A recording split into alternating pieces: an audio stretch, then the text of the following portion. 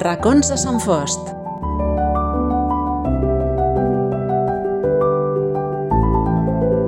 Bona tarda, benvinguts a Racons de Sant Fost. Avui parlarem d'un tema molt recurrent. Com a mínim, parlem una vegada al dia i quan no sabem què parlar o començar una conversa és molt recurrent. Evidentment, ens referim al temps. Parlarem de pluja, de meteorologia, també de fotografia, de natura, inclús una mica d'astronomia. Per això, avui tenim amb nosaltres una persona que sempre ens dona la previsió del temps de Sant Fost, a la comarca i a tot el país. Alguna vegada haureu vist les seves publicacions a les xarxes socials, Instagram, Facebook, diari Som Sant Fost, inclús a La Vanguardia. Però també podem gaudir de les seves magnífiques fotografies, vídeos de fenòmens meteorològics i astronòmics, entre d'altres coses d'interès. Evidentment, ens referim a Lina Huasca. Bona tarda, Lina. Encantat de tenir-te a Racons de Sant Fost. Moltes gràcies per haver-me convidat. Estic encantada d'estar amb tots vosaltres. Suposo que has gaudit aquest mes de març passat, no?, amb les pluges? Amb les pluges i també amb les temperatures. Realment el mes de març ha estat molt satisfactori en quant a la pluviometria, tant aquí a Sant Fost com a la resta de Catalunya, i s'ha comportat com es tindria que comportar un mes de març. Termomètricament també ha estat molt bé perquè no ha fet aquesta calor que estem acostumats que fa quan no toca fer-la. O sigui que podem dir que mentre tots estaven esperant que sortissi el sol, tu estaves gaudint, no?, d'aquests dies de març. Sí, gaudint de la pluja sí, però no pensis perquè ha sigut un mes de març molt gris i com mediterranis que som, costa molt tants dies aquest temps britànic de dia núvol rere dia i dia pluixós rere dia pluixós. Lina, curiositat, evidentment, quan i com va començar aquesta afició? Aquesta afició va començar des de ben petita. Recordo a casa que mirar el que era la previsió del temps era com una missa, quasi. O sigui, es feia un silenci a la taula i es mirava l'home del temps quan sortia per la tele. No es podia parlar. Recordo jo l'Antoni Castejón, que van començar a donar les previsions del temps a Televisió Espanyola a Catalunya i més tard a TV3, i aquells mapes fantàstics que avui en dia quasi no es veuen, que són mapes amb borrasques i anticiclons, amb una A ben gran, i ens explicava si plauria o si faria bon temps. I aquí vaig començar a agafar interès i per això em vaig quedar amb la idea d'aquell anticicló de les Açores, que era tan important per la península ibèrica on tenia que estar situat, no? Que si se situa més al nord ens donarà estabilitat a la península, bon temps, i si se'n va cap a baix, que és el que passarà precisament ara, ens donarà més inestabilitat, no? I poden produir-se pluges. Molt bé. Has fet alguna mena de curs, algun estudi o totalment autodidacta? Realment he sigut autodidacta. Ja m'hagués agradat a mi estudiar meteorologia. Ara que sóc gran me n'adono que realment, més que una afició, és una passió i que s'hagués pogut convertir en una professió. Però en aquells moments, jo i els números i les matemàtiques hem estat totalment renyats i per estudiar meteorologia es demanava estudiar física i matemàtiques, i jo sóc més aviat de lletres, no? Ara actualment pots accedir a meteorologia estudiant ciències ambientals i geografia. Si hagués sigut aquest el moment, segurament hagués estudiat meteorologia. El que a mi m'ha ajudat moltíssim a aprendre és participar en foros d'aficionats a la meteorologia i avui en dia amb internet tens un ventall molt ampli que pots aprendre moltíssimes coses, que no et cal realment. Si algú t'apassiona, pots trobar informació i aprendre. Molt bé. Tens alguna estació meteorològica a casa, oi? Com funciona? Sí, jo tinc una Davis Vantage Pro 2, que disposa d'un conjunt integrat de sensors de pluja, d'humitat, temperatura, baròmetre, una veleta que indica el vent cap a on va, anemòmetre que indica la velocitat del vent, Estan col·locats de manera òptica per obtenir les dades correctes, no? Perquè quan tens una estació no la pots col·locar segons com. Tens que complir una sèrie de paràmetres perquè aquestes dades siguin totalment fiables. La primera la vam posar en marxa a l'estiu de l'any 2012. Des d'aleshores registra dades en aquest punt de Mascors que estan disponibles per tothom i es podien consultar per internet. Posteriorment vam instal·lar una altra estació a Mas Llombart Sur, la primavera del 2019. Buscàvem un punt a Sant Fos que gaudís d'inversions tèrmiques. Aquest fenomen és més freqüent a l'hivern, les nits asserenades, quan l'aire s'encalma, les capes d'aire properes al terra es refreden abans que les capes superiors. D'aquesta manera podríem registrar bones temperatures mínimes. Van estar donant veus entre els veïns. Va ser una feina una miqueta complicada perquè els veïns tenen que estar disposats a tindre connectada a la corrent l'estació els 365 dies de l'any, les 24 hores del dia. O sigui que tenen que donar un punt de llum i també un punt d'internet, perquè aquestes dades que registra l'estació estan connectades les 24 hores a internet i es pugen cada 5 minuts a internet, no? I va ser una tasca complicada, però finalment agrair al restaurant Mas Llombart que ens va cedir un lloc al sostre de la masia per poder col·locar l'estació meteorològica de Mas Llombart, encara que la compra de l'estació, que és el més costosa econòmicament, la posàvem nosaltres i només demanàvem un punt de llum i un punt d'internet, però realment porta des de l'any 2019 allà instal·lada i estem molt contents. Quantes estacions meteorològiques hi ha a Sant Fos i on estan? A Sant Fos, a més de les meves estacions, jo sé que n'hi ha més estacions, perquè com soc aficionada a la meteorologia, sempre vaig mirant els sostres de les cases i m'hi fixo, no? I he vist algun veí o altre que té i realment m'enorgulleix que tinguem més aficionats. Lina, tinc una curiositat personal, que sempre m'he preguntat, de per què hi ha una... no tanta diferència, però hi ha diferència entre les pluges, entre Mascors i Mas Llombart, inclús entre Mas Llombart i Mas Nord i Mas Llombart Sud. O sigui, només els separen com 1 quilòmetre. Sí, efectivament, no la separen més de 1.000 metres, però el clima de Sant Fos realment és molt divers. Tenim diferents barris i realment tenim climes molt diferents. O sigui, cada barri té unes influències tant a nivell d'alçada, o sigui, no té la mateixa alçada Mascors, que està a 300 metres, que Mas Llombart Sud, que està a 175 metres, o Can Coromines, que està a prop del riu Besòs, o inclús aquí a l'Ajuntament, que a la plaça de la Vila també a la Protecció Civil té una estació meteorològica. Totes aquestes diferències moltes vegades no se li dona prou importància, però té una importància a l'hora de registrar dades meteorològiques, no? Aleshores, les diferències aquestes que comentes, que no tan sols són a nivell de pluja, també són a nivell de temperatura. Per això et comentava la pregunta que m'has fet anteriorment, per què vam voler nosaltres posar una estació a Mas Llombart Sur? Doncs perquè gaudeix aquest fenomen de la inversió tèrmica de mínimes molt baixes, no? Aleshores, pluviomètricament, què passa? Doncs la ubicació. Mas Llombart Sur està al fons d'una vall, que està protegida realment per la mateixa muntanya de la Serralada Marina. Té una protecció i Mascors queda als 4 vents, no? Aleshores, aquesta protecció fa que a l'hora que plogui, que ve la pluja, depenent d'on ve, si ve del nord, si ve del sud, si ve de mar, doncs què passa quan ve de mar? Doncs els núvols venen carregats d'humitat, quan tenen que ascendir la muntanya, la humitat desapareix, o sigui, es seca, descarreguen abans de creuar la muntanya i quan passen la muntanya ja han descarregat part de la pluja i per això a Mas Llombart plou menys que a Mascors. Però inclús a Mascors ens donem compte moltes vegades que venen les pluges, que les veiem que venen des de Granollers, dius, mira, que plourà. Doncs no plou, passa per darrere de la muntanya i no plou. O sigui que veus que el vent, la ubicació és crucial i després els vents juguen un paper molt important. Perquè en quina zona de les dues plou més normalment? Doncs normalment més plou a Mascors. Per exemple, l'any passat es van recollir 646,5 mil·límetres per metre quadrat a Mascors i 539,2 a Mas-Llombart Sur. Una diferència que no és molt gran, però són 107,3 mil·límetres entre una i l'altra.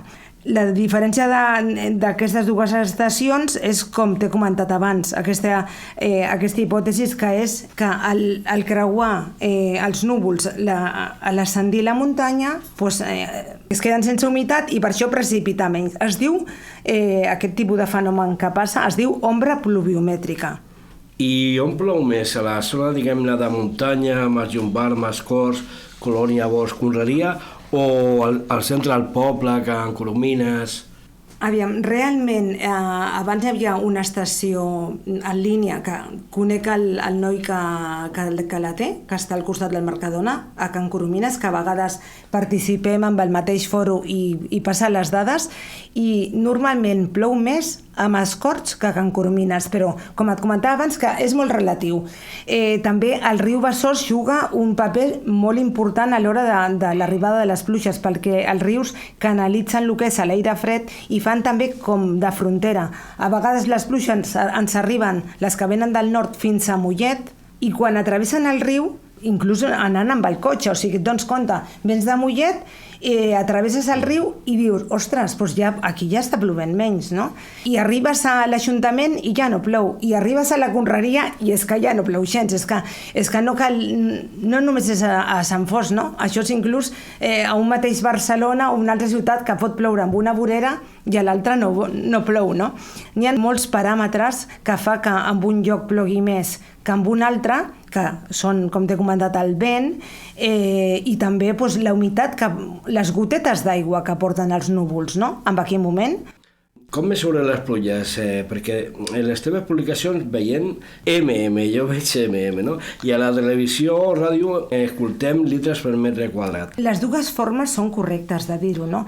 Jo normalment utilitzo els que són els mil·límetres, perquè és la forma que mesura. El pluviòmetre es mesura amb però els els mil·límetres, és igual, és la mateixa equivalència a 1 litre per metre quadrat. Perquè ens fem una idea, 1 litre per metre quadrat és 1 metre, o sigui, un quadrat d'1 metre per 1 metre, per 1 metre, per 1 metre i per 1 metre d'alt. O sigui, tota l'aigua que cabria amb aquest metre quadrat és equivalent a el que amb un pluviòmetre es mesura en mil·límetres.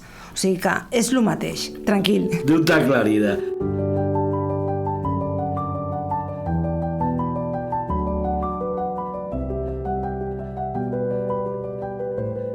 Quin ha sigut l'episodi de pluges més abundant aquest any a Sant Fost? Ho recordes? De moment, aquest mes de març, perquè aquest mes d'abril ens està deixant una miqueta decebuts, no s'està comportant tal com toca, no? Al mes de març hem tingut 23 dies de pluja, dels quals 18 han estat seguits, o sigui que ha sigut una bestiesa en quant a pluja. Ha sigut una pluja realment necessària perquè els nostres boscos estaven que necessitaven aigua i portàvem una sequera que l'arrossegàvem des de l'any 2021. Ha sigut estupendo pels nostres boscos, pels nostres embassaments i per passar un estiu sense patir i que tots puguem gaudir de l'estiu i de l'aigua i de les piscines i de regar les nostres plantes. I l'episodi més abundant dels últims anys, quin ha sigut? El temporal Glòria, que va ser l'any 2020.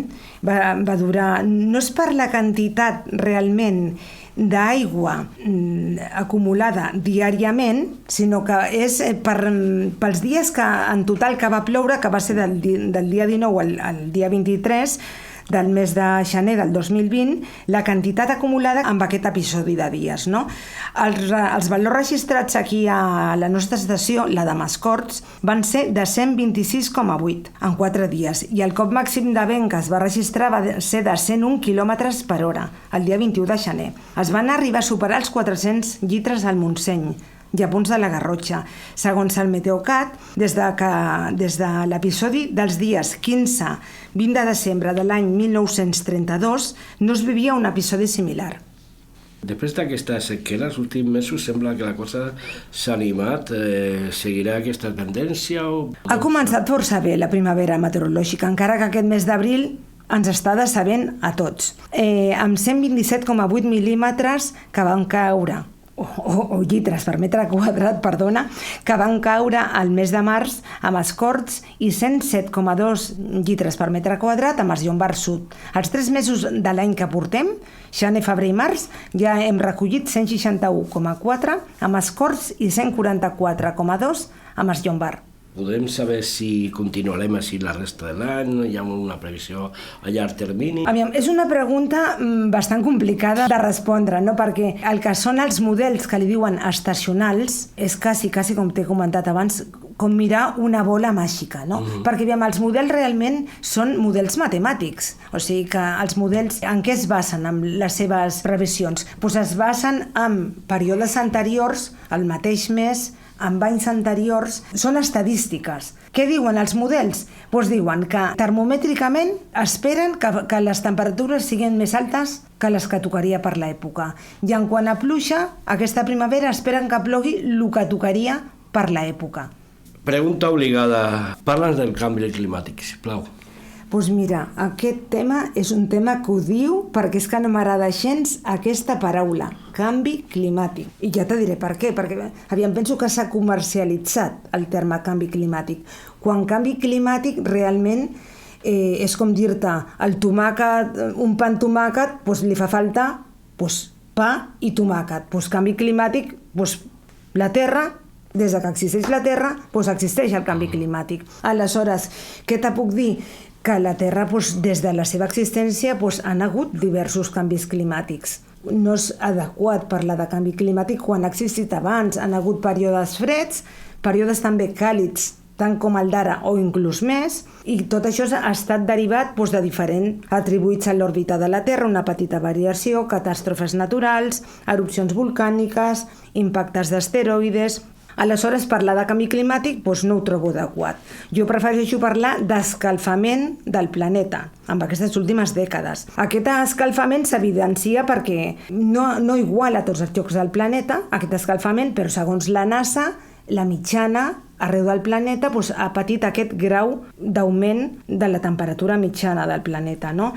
I jo diria realment que l'escalfament ha augmentat de la industrialització. Realment, la causa de l'escalfament podíem, sí, donar-li una relació a l'home, que aquí no tothom està d'acord, tampoc tota la comunitat científica n'hi ha que sí que diu que és realment antropogènica i n'hi ha una part que tampoc ho poden garantir. Jo garantir realment que és antropogènica no t'ho puc garantir, però que l'impacte de l'ésser humà sí que és rellevant amb el planeta, no li hem fet bé al planeta. Sí, que hi ha una clara relació entre l'humà i aquest, diguem-ne, si no l'anomenen canvi climàtic, per aquesta pujada de temperatures dels últims anys. Sí, perquè hem destruït boscos, hem urbanitzat d'una manera desmesurada, estem emitint, ja no parlarem dels gasos, o sigui, estem contaminant amb el plàstic. El planeta està patint amb la nostra acció, és clar. El passat 29 d'octubre, a la Comunitat Valenciana van viure un dels episodis de pluja més intensos registrats a la història recent. La Dana, que va saldar amb 224 morts i encara hi ha persones desaparegudes. Com es produeixen aquests esdeveniments meteorològics extrems? Poden anar més? La Comunitat Valenciana, especialment el que és la capital i les zones del redador, històricament han estat propenses a les inundacions. Ja l'Arxiu Històric Nacional registra inundacions significatives al llarg de la història, com la riuada de Sant Calix a l'any 1776 i més recentment la devastadora riuada de 1957 a València, que va motivar el desviament de la llera del Túria. A l'últim segle, episodis de pluges torrencials han afectat repetidament aquestes mateixes àrees. Inundacions com les del 82, del 87, evidencien la recurrència del fenomen, especialment en zones que s'han urbanitzat d'una manera descontrolada. Aquí és el que veníem parlant, de l'impacte de l'ésser humà, no? de voler construir per guanyar uns diners sense tindre en compte determinades circumstàncies del terreny. Zones inundables que es tenen que respectar. Aleshores, culpa de la Dana, hi ha dues coses que tenim que sumar. Per un cantó, aquest escalfament que existeix, que l'any 23 l'aigua del mar va ser més càlida de lo normal, en la qual s'evapora més aigua, n'hi ha més humitat a l'atmosfera. La dana es va produir a la tardor arriba fred, amb alçada. Aleshores, això és un còctel entre la humitat de l'atmosfera i el fred que genera tempestes que poden descarregar moltíssima aigua. Sumem aquests dos components i tenim aquesta gran catàstrofe que ha sigut el que hem patit a la Comunitat Valenciana. Què és el Meteocat? És col·laboradora, tu? Sí que col·laboro. El Meteocat és el Servei Meteorològic de Catalunya, igual que l'EMET és l'Agència Estatal de Meteorologia. Aquestes xarxes, que són públiques, tenen la seva pròpia xarxa d'estacions meteorològiques, no? I després arreu del territori, però no poden arribar a tot arreu. Tenen estacions meteorològiques per províncies, comarques, i després estem els aficionats, que tenim estacions meteorològiques i que ens apassiona aquesta afició i les cuidem, fem un manteniment acurat i aleshores recollim dades. Quan es produeix algun tipus de fenomen de pluges intenses és quan el servei meteorològic allà on no tenen dades, estem els aficionats per col·laborar subministrant aquest tipus de dades. Tots sabem que és una gran aficionada a la meteorologia, però avui ens agradaria conèixer una mica més de tu. La fotografia juga un paper important o és una afició que va una mica relacionada amb la teva passió per al temps? Igual que t'he comentat abans que el meu pare mirar el temps era com una religió, potser veure el meu pare sempre amb una càmera de fer fotografies em va ser una clara influència cap a mi. Per això he volgut l'afició de la meteorologia complementar la fotografia, perquè què millor per il·lustrar el temps que fa observant el temps, fotografiant el temps, copsant aquest moment, no? Quan captures els fenòmens meteorològics, utilitzes càmera professional o fabreixes amb el mòbil? Tens algun equip, alguna tècnica especial per aconseguir aquestes imatges? Tinc una càmera fotogràfica, una reflex, que l'utilitzo comptadament realment per anar a fer un seguiment de tempestes, per exemple, i aleshores després també tinc una càmera Bridget, que aquesta em serveix per fer postes de sol, per exemple, i el mòbil. El millor és el mòbil, no? Perquè com el portes a la butxaca, en qualsevol moment pots trobar un fenomen meteorològic interessant i fer-li una fotografia. Per mi, avui en dia, és imprescindible comptar amb ell per fer les fotografies i totes les fotografies que veus últimament per les xarxes estan fetes amb el mòbil. Mira, parlant de les teves fotografies, quina és la teva fotografia preferida? Perquè jo tinc una molt clara, aquest camp de Roselles, que hi ha a Sant Fost una mica abans d'arribar als horts de Can Lledó. I com la vas fer? Què et va inspirar a capturar aquest moment? Totes les primaveres, jo quan passo per la carretera amunt i avall em fixo amb els camps aquests que n'hi ha allà a Cantallà a veure si estan florits. Amb el moment que els veig florits, cap allà vaig i faig alguna fotografia. Vius envoltada de natura i això es reflecteix en les teves fotografies. Quin és el teu lloc preferit per perdre't i capturar la bellesa de la natura? Per mi, ja el tinc al costat de casa, és el bosc de la Nau, al costat de la Font de la Dinamita. És un lloc meravellós per trobar el silenci, escoltar els ocells, tancar els ulls, escoltar el vent que mouen les fulles d'aquells plataners gegants, que no sé si deuen fer 30 metres. És impressionant aquella zona. Sí, et dono la raó, Lina, totalment d'acord. El que trobo falta moltíssim, que esperava que tornar a veure brollar la font, i vaig estar precisament la setmana passada i seguia sense brollar. Ha servit d'algú les pluges, però penso que cal molta més aigua per el subsol, que tingui suficient aigua per fer brollar aquesta font. A la que parla d'això, vaig tornar a veure la Font de les Monges, allà a Igualà, amb el temps de Glòria. I va ser impressionant perquè hi vaig enviar el vídeo a Amadeu Rovira i s'emocionava perquè deia que no recordava ell d'aquesta font rajant, no? I va ser una experiència molt important. Ara parlaves dels boscos i tal, com veus l'estat dels boscos a Sant Fost, sobretot després d'aquests anys de sequera? Aquests anys de sequera han fet molt de mal perquè n'hi ha moltíssims arbres secs i sotabosc també. Tot el que són plantes baixes estan totes seques i arbres també caiguts. I a més tenim el que és la plaga del tomicus, no? Que també està malmetent els pins. han reverdit. El bosc el veus més bonic, o sigui, l'ha anat molt bé aquesta aigua, però clar, aquestes pluges tindrien que ser més continuades, de més temps i aviam què passa, no? Això no està a les nostres mans. Abans parlaven del teu lloc preferit de Sant Fost. Tens, de la mateixa manera, algun lloc preferit a Catalunya? La natura, gaudir la natura, fer fotografies... A mi m'agrada molt el que és la comarca d'Osona, que és el que es coneix com Catalunya humida, no? És molt semblant, diguéssim, aquí, al Vallès Oriental, però, diguéssim, molt més humida i amb fonts que reixen aigua, salts d'aigua... És preciós, no? Però bueno, tota Catalunya, és que no te puc dir que n'hi ha així... Que cada part de Catalunya té el seu encant, eh? O sigui, tens que buscar-lo, no pots dir no. Tens que conèixer Catalunya abans de marxar a conèixer Espanya i abans de marxar a l'estranger, perquè moltes vegades el que tenim aquí a prop de casa és que no té res a baixar-li el que tens a milers de quilòmetres d'aquí. Tota la raó, perquè és una cosa que jo faig. I sí que aquí m'agradaria un petit consell, a mi un lloc que m'agrada molt és el poble de Veget, és increïble. No sé si no esteu... Si no el que escoltin, si no han estat mai, que vagin, perquè és... Però com diu la companya Lina, a tota Catalunya... No, però aquest poble és un poble molt pintoresc, tot de pedra, és preciós, realment. És un poble de pessebre. I està el Ripollès, o sigui, és que cada comarca té el seu encant.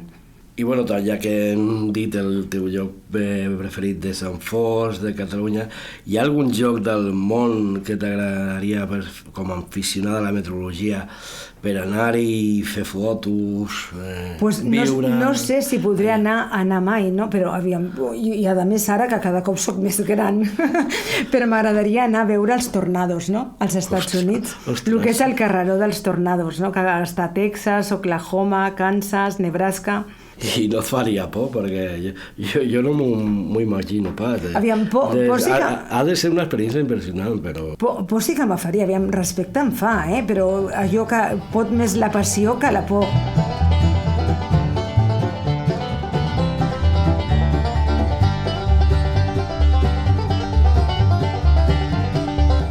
Al llarg dels anys, observant i fotografiant el temps, has viscut alguna anècdota curiosa, alguna situació especial relacionada amb la meteorologia? Sí, a mi com m'agrada molt fer seguiment de tempestes, doncs m'he trobat amb alguna ocasió que he pensat quasi no ho expliques, no? Vaig estar cap al Ripollès fent un seguiment de tempestes a dalt d'una muntanya i veia la cortina de precipitació i com descarregaven els llamps, núvol terra, i de cop i volta, inesperadament, va sortir d'un núvol un llamp i a darrere nostre n'hi havia un pal amb una senyera i vam sentir com broncia i tot el pal, no? Que vam pensar, mare de Déu, o sigui, quasi no ho explico. O sigui que... Un bon ensurt, no? Un bon ensurt, sí, pèls de punta, pèls de punta. Parlem de núvols, quins són els teus preferits? Doncs com m'agraden molt les tempestes, a mi, els núvols que siguin caòtics. O sigui, hi ha uns núvols, sí. Caòtics? Sí, caòtics. Els estratocúmuls asperitas.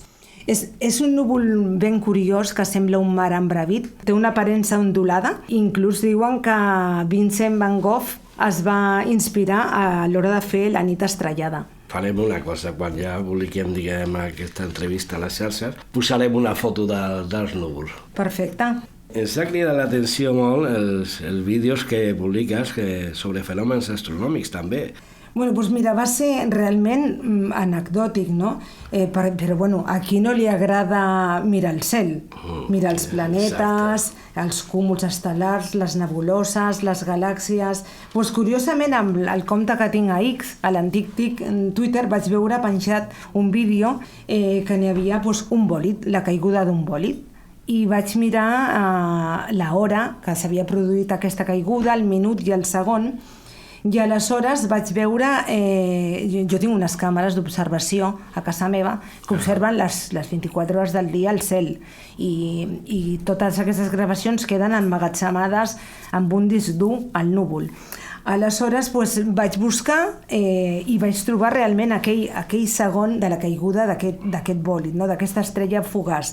I ho vaig compartir per les xarxes amb aquest compte, que curiosament és un compte del CSIC, del Centre d'Investigació de Bòlids i Meteorits, dirigida per l'Institut de Ciències de l'Espai. I d'aquesta manera tan casual vaig començar, em van demanar que si m'agradaria col·laborar amb ells i poder aportar altres registres. Aleshores, cada dia em trobo el correu electrònic petat, tot ple, em van introduir en una llista de difusió d'aquest fenomen. Ells tenen equips que detecten la caiguda d'aquests bòlids i aleshores tots els aficionats ens envien un correu de difusió i tens que buscar a les gravacions aquella hora, aquell minut, aquell segon, aviam si la teva càmera ha detectat aquell fenomen. És que te la va preguntar d'això, com tu fas per gravar aquests fenòmens tan espectaculars. D'aquesta manera. Sí, 3 càmeres que miren al cel les 24 hores del dia i que ho capten tot. I perquè els que no saben gaire, els que són profans, què són exactament aquests bòlids? Un bòlid realment és el que es coneix vulgarment, o sigui, el que diem nosaltres pluja d'estels. I un meteorit és el mateix, però quan cau al terra, quan te'l trobes. Un bocí de pedra, allò que ha caigut no s'ha desfet a l'atmosfera i te'l trobes pel terra. Això és un meteorit. T'agrada estirar-te a les nits d'estiu a observar els estels, oi? M'agrada. Però no m'agrada fer-ho quan tothom ho fa. No? És coneguda la pluja d'estels de l'estiu, la dels Perseids, i tothom va a la muntanya o s'estira a contemplar els estels. Jo m'estimo més la de les Xamínides, que és una pluja d'estels que cauen molts més que el mes d'agost, però també és menys coneguda perquè segurament que serà perquè tothom està treballant, fa fred i no s'ha donat a conèixer, no? Però és molt més bonica i poc coneguda. Hi ha algun llibre sobre meteorologia que recomanaries o que creguis interessant per a qui vulgui aprendre sobre el tema? Per aprendre sobre el tema d'interpretar mapes i tot, jo li recomanaria als oients Los mapes del tiempo, de Javier Martín Vide. Tens alguna pàgina web on puguin consultar les dades de l'estació meteorològica en temps real? Qui em segueixi a mi al Facebook o al Twitter, a l'actual X, allà em veurà els enllaços de les pàgines on estan les estacions pujades, però també es poden trobar directament fent una búsqueda a través de Google. Estem a les xarxes com Meteoclimàtic, Clima Meteoinfo, Watercloud, Wundergrund i en alguna pàgina web, que ara no recordo.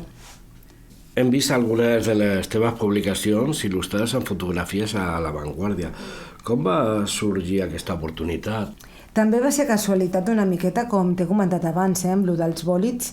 O sigui, jo em vaig topar amb un article de La Vanguardia que vaig veure que algú explicava un fenomen del temps i ho il·lustrava amb fotografies. Aleshores vaig buscar com podia jo enviar una fotografia del temps. I a mi és que m'agrada moltíssim escriure i poder-lo explicar. Aleshores, d'aquesta manera vaig començar enviant articles i que me'ls publiquessin.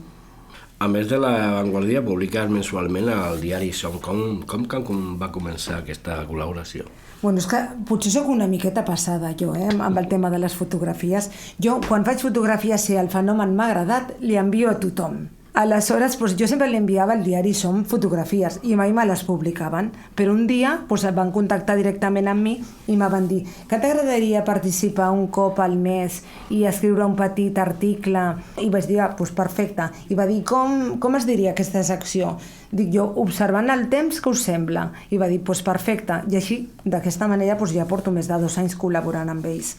Has rebut algun premi, reconeixement relacionat amb la teva afició o la teva tasca de divulgació?